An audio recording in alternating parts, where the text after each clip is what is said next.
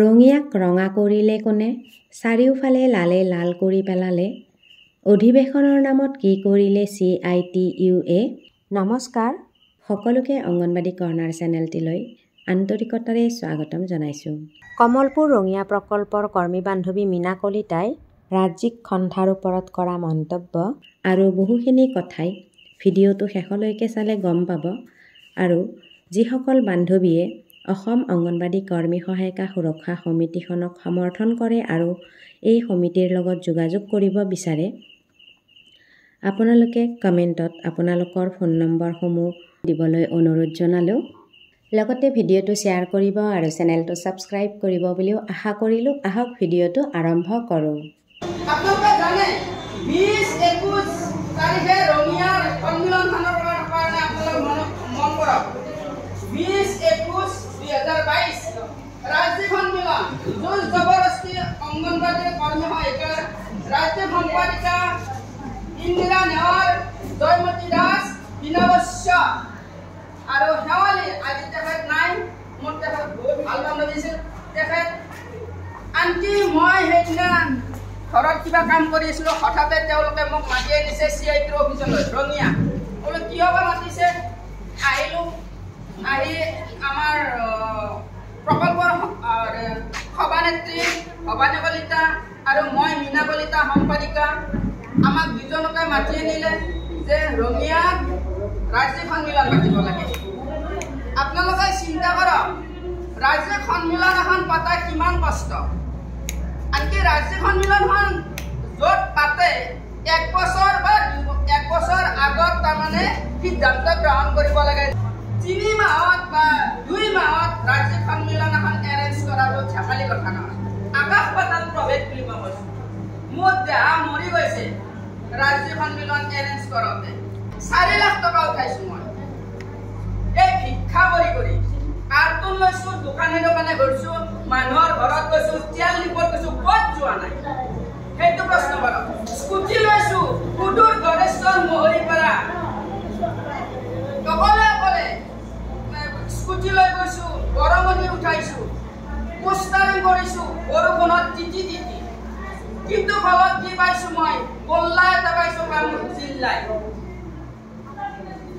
জিল্লাই প্ৰকাণ্ড গোল্লা পাইছোঁ।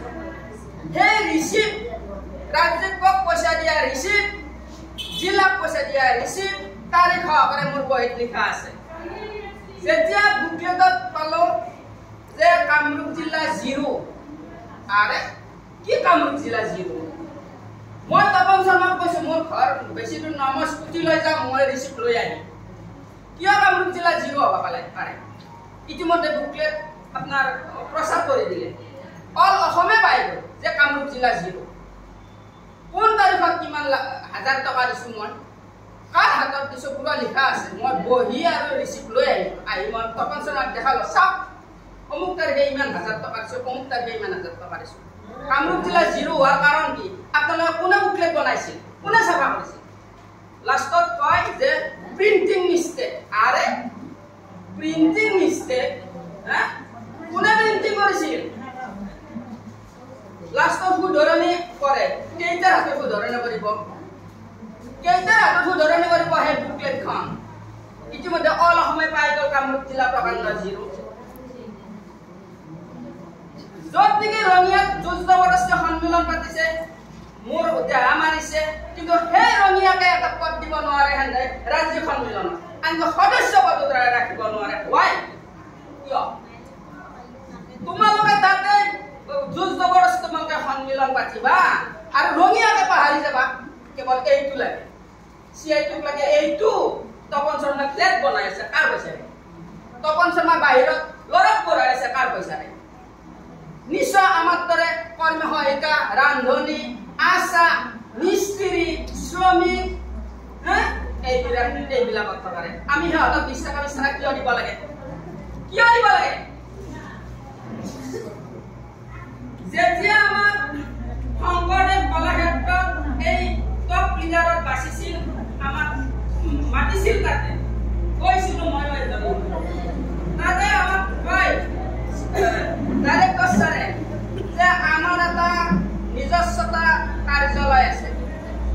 নিজস্বতা কৰ্মী হয় এটা আমাৰ ডাইৰেক্টৰৰ আণ্ডাৰত আমি কাম কৰি আছো সেই কৰ্মী হয় এটা মিস্ত্ৰীৰ লগত সুইপাৰৰ লগত ঠেলাৱালাৰ লগত ড্ৰাইভাৰৰ লগত আন্দোলন কৰিব যাব আমাৰ লাজ নালাগে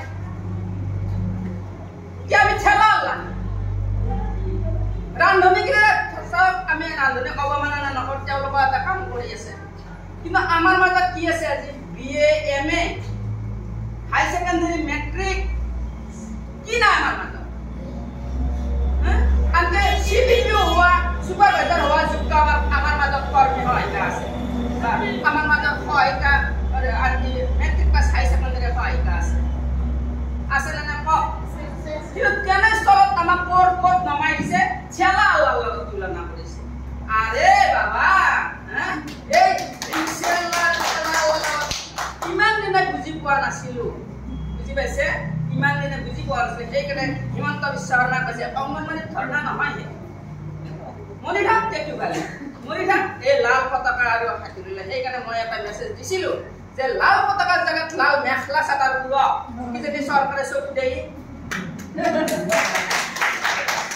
এনে চৰকাৰে চকু দিয়া নাই লালে লাল কৰিছে তাতে মেখলা চাদৰ লাল কৰি উলোৱা তেতিয়া আমি চকু দিব ৰাজ্যিকৰ সম্পাদিকা সভানেত্রী আমার মাজত কিয় পইচা উঠাবাই পালে আমার জিলা নাই নেকি আমার প্রকল্প নাই আমার প্রকল্পই পইচা উঠাব জিলাত জমা দিব জিলাই নিব রাজ্যিকত এই প্রসেস হয় আমি নাজানো আমি ইমান নাজানো কিন্তু এই প্রসেস মতে কিন্তু তোমাক নিজে নিজে কিয় পইচা উঠাবা কারণ তোমার পইচা লব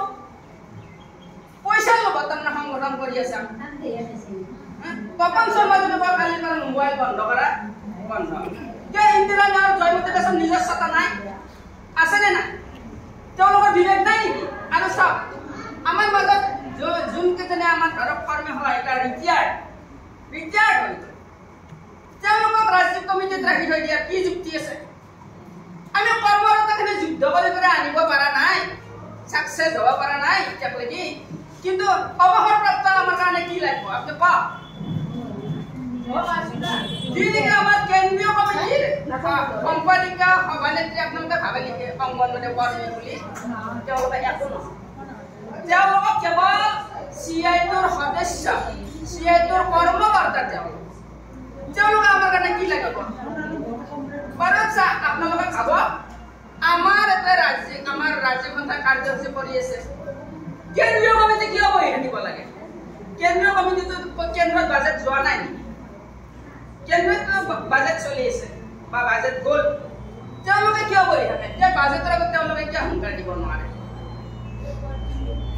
নিদিয়ে কাৰণ তেওঁলোকে একো নহয় আমাৰ অংগনবাড়ী কৰ্মীও নহয় সহায়িকাও নহয় কেৱল আমাৰ অংগনবাড়ী কৰ্মী হয় এটা পইচা নি কৰিছে কিমান পইচা লাগে কি কৰিছে তেওঁলোকে বিদেশ ঘূৰি আছে সুদূৰ কেৰেলা মহাৰাষ্ট্ৰ বোম্বাই মাদ্ৰাজ কৰিমগঞ্জ এইবিলাক ঘূৰি আছে কাৰ পইচা নাই কাৰ মিটিঙত গৈছে অংগনবাড়ীৰ মিটিঙত নহয় CIটোৰ মিটিঙত গৈছে অংগনবাড়ীৰ পইচা লৈ আপোনালোকে মনত ৰাখিব এইটো মই ভিতৰ সোমাইছো ৰাজ্যিকৰ ভিতৰখন সোমাই মই সকলো গম পাইছো সেইকাৰণে মই কোন ছাত্ৰে ওলাইছো ৰঙিয়া সন্মিলনৰ পৰা নালাগে মোক লাগে মই নিউট্ৰেল হৈ থাকিম অকলে সংগঠন একো সংগঠন নকৰো বুলি মই তেতিয়া ওলাই আহিছো ৰাজ্যটোৰ ভিতৰত লাল পতাকা কেলকাতাত বনাই আনিছে বুজি পাইছে মই ভাবিছো আমাৰ অংগনবাড়ীৰ পতাকা তুমি চিন্তা নকৰিবা চাবাচোন আমি কি ধুনীয়া পতাকা বনাই আৰে মই বাৰবাৰ কওঁ যে চাৰে এখন মেইন গেট দিব লাগিব সেফটি যিহেতু আমাৰ অফিচ কাৰ্যালয় ৰঙিয়া সেফটি এখন মেইন গেট দিব লাগিব আৱশ্যক যিহেতু নলবাৰী বৰপেটা এনেকৈ যাব গোৱালপাৰা আৱশ্যক এখন মেইন গেট দিব লাগিব ইতিমধ্যে মেইন গেটৰ পইচা মই দি দিছো ক'ত মেইন গেট দিব লাগিব এখনো মেইন গেট নাই আপোনালোকে দেখা পাইছে নেকি মেইন গেট ক'তো মেইন গেট নাই ৰাজ্যটোৰ ভিতৰত কেইখনমান পতাকা উৰাইছে লালে লাল পতাকা ৰঙিয়া ৰাজ্যটোৰ ভিতৰত কিমান ল'বৰ সক্ষম নাই চুৰ কৰি লাল পতাকা উৰাইছে আনকি দোকানীবিলাকে কৈছে এই বেচেৰীহঁতে ইমান কষ্ট কৰিছে দোকানে পয়সা উঠাই ডোনেশন উঠাই ৰাখিছে কিন্তু কি হয় আমাৰ অঙ্গনবাড়ি নহয় আমাৰ অঙ্গনবাড়ি তো এটা মিটিং নয় এখন সিপিএমৰ সন্মিলন আছে লাজ লাগিছে কংগ্রেস কি কংগ্রেস আমি কংগ্রেস